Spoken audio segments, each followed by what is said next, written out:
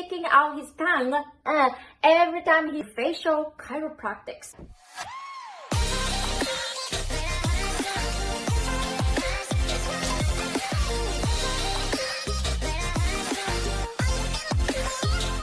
This video is a bit long, so please like or comment before watching it.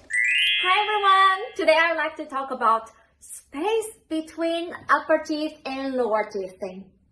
Let me introduce what it is and why you want to do it and how to achieve it. Let's do it! Number one, what it is. What is space between upper teeth and lower teeth? When your face is resting, like right now, I assume you're not talking, you're not smiling, you're not, your face is just resting, right? If so, your upper teeth and lower teeth are touching or not? Please put this in your answer in the comment below. Answer is should not be touching. Should be space between upper and lower teeth like this. Tiny, tiny, tiny space, but there is, you can see a little bit space, right? Like 1 millimeter or 2 or 3, very, very tiny space, but you want to have space. In other words, the upper teeth and lower teeth should not be touching all the time. The bad habit that upper teeth and lower teeth are touching called TCH, teeth contact habit. There's even clinical study about TCH, how bad it is for your health and beauty too. Number 2, let's talk about why it is so important. Why keeping space between upper teeth and lower teeth when your face is resting is important.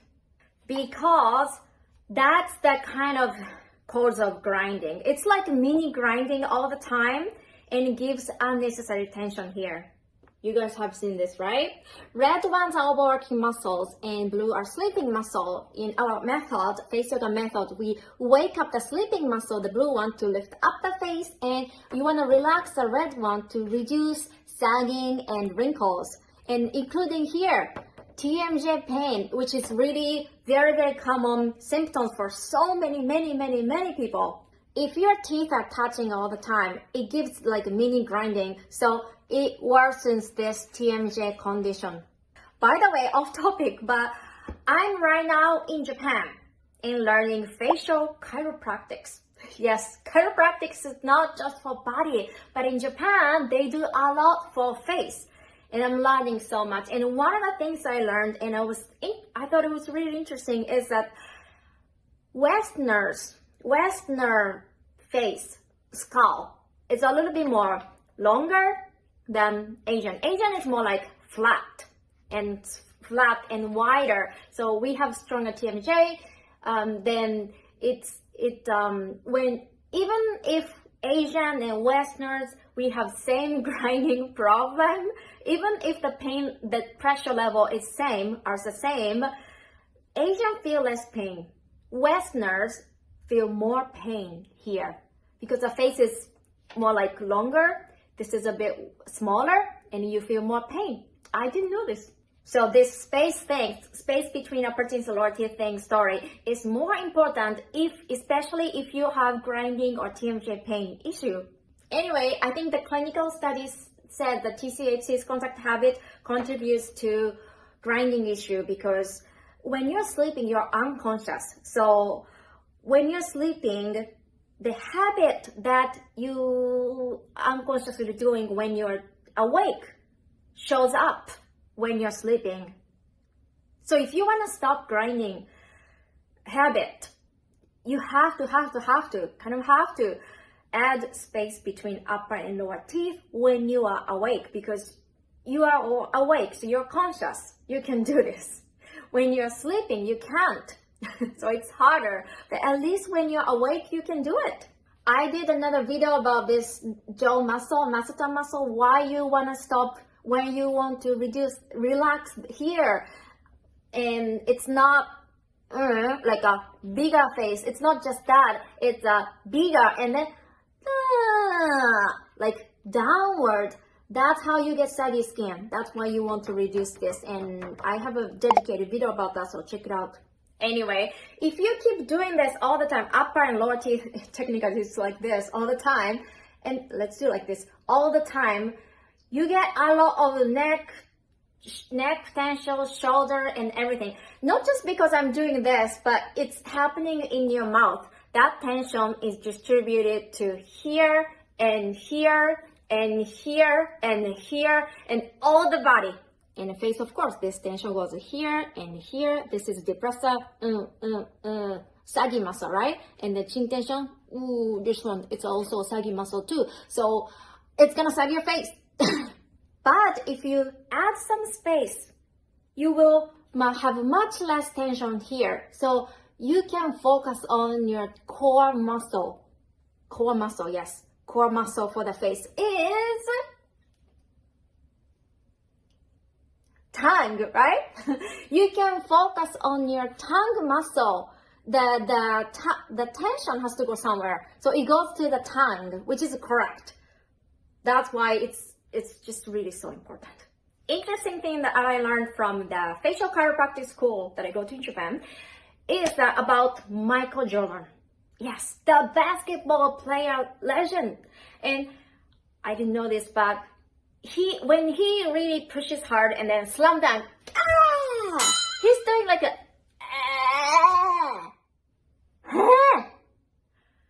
Did you know that? I didn't know. He's sticking out his tongue every time he slam dunk. Oh my gosh.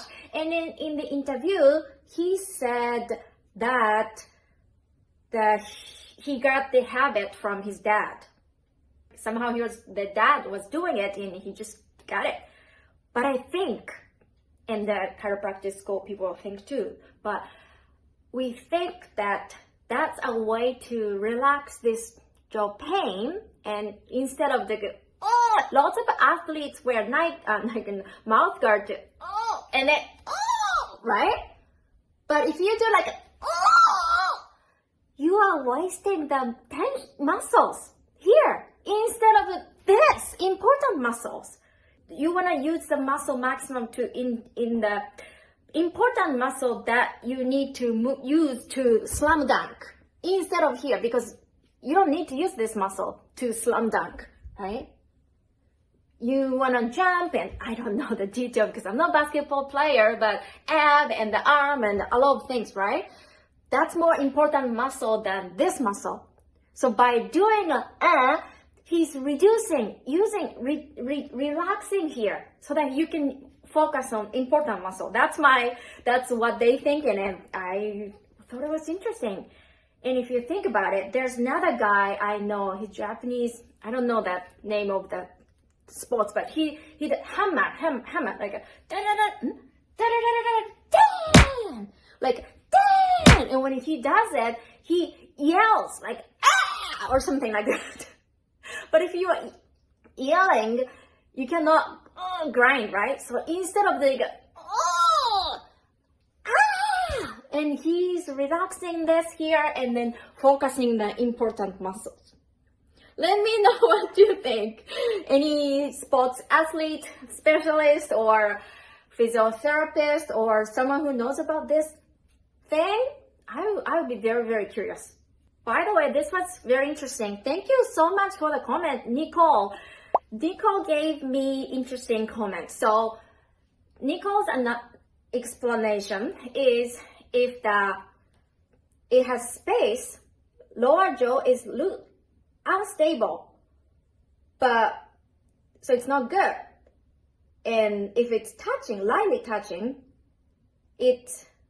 lower jaw becomes stable and it supports the neck and shoulder and other areas, and which I thought was very, very interesting. And yeah, that's very interesting information. So I asked around my dentist, chiropractors, especially I'm in Japan, I can ask everyone, which is amazing.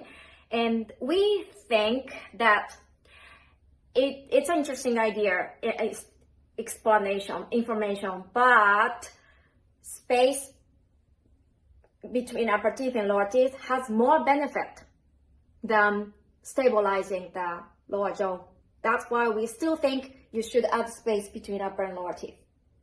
Because as I said, if it's touching, even if it's light, it creates tension. And even though it's light tension, you're doing like all the time because that's your resting face posture. How many hours are you gonna rest your face per day? I think it's like more than 23 hours. You don't talk all the time. I mean, today I'm talking a lot because I'm filming a lot, but you don't, unless you are special profession, even if you're a special singer or something, maybe 22 hours or something. I don't know. You eat and chew and drink and yawn and talk, smiling, a lot of things happening, but it's only short amount of time compared to resting face. Resting face, including sleeping, is like the most longest time you do, right? That's why even if it's a light pressure, it's gonna accumulate to tension, which is not good. That's why it has more benefit than stabilizing the jaw, lower jaw. That's why we still think you should have space between upper and lower teeth. And also I understand the word butterfly bite from Dr. Mew. Yes.